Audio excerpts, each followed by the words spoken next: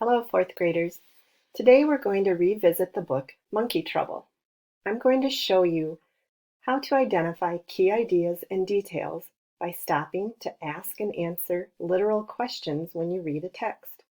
A good place to stop is when you read an interesting, surprising, or important event. If you ask a question that begins with who, what, where, when, or how, that is called a literal question, and the answer will be located in the text. Before we begin, you will need to prepare to stop and jot down notes as you are reading.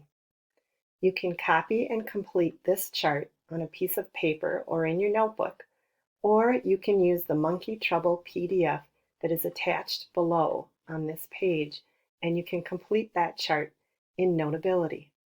Press pause to set up your chart. When you are finished, press play to continue. Readers, follow along as I read pages 2 through 4. As I read, I'm going to be paying attention to any facts that are interesting, surprising, or important. A city full of monkeys. It's fun to visit the monkeys at the zoo. We like to watch them play and climb and chatter. Sometimes, when they sit and look at us or care for their babies, we laugh at how cute they are. Sometimes we talk about how much they seem like us. But in some parts of the world, monkeys live in cities right alongside people. They gather near the roads. They play in the fountains. They swing up in the trees above streets and houses.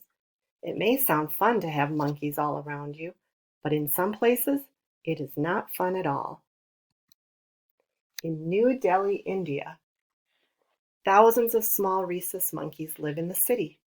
They steal food from street vendors. They sneak into people's houses and leave a mess.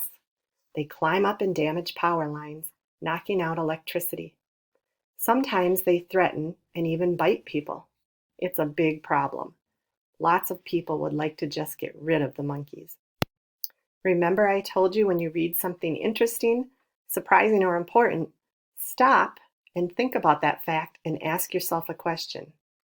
Well, I thought it was very surprising that rhesus monkeys can damage power lines and knock out the electricity.